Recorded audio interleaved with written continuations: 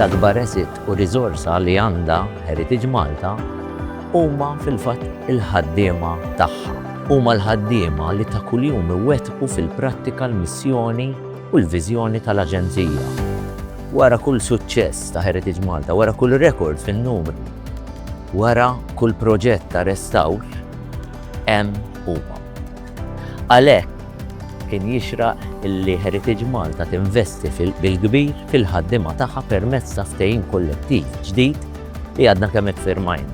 Permezz tal-iffirmar tal-ftehim kollettiv tal-ħaddiema ta' Heritage Malta mhux biss qed intejbu l-aspett finanzjarju tal-ħaddiema imma wkoll ħsibna biex intejbu l-kundizzjonijiet tax-xogħol biex bekk ta' bilħaq ikun hemm bilanċ bejn il-ħajja personali u l-ħajja tax-xogħol.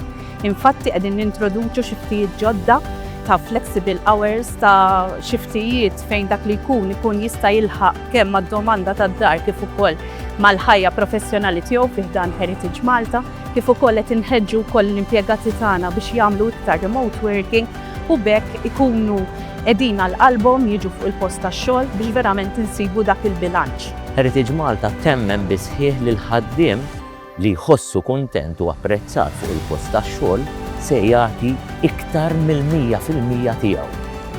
Għalhekk il-ftehim tal-lum mhux biss pass amministrattiv iżda wkoll impenn lejn il-kuntentizza, s-sodisfazzjon u d-dinjità tal-ħaddiema tagħna.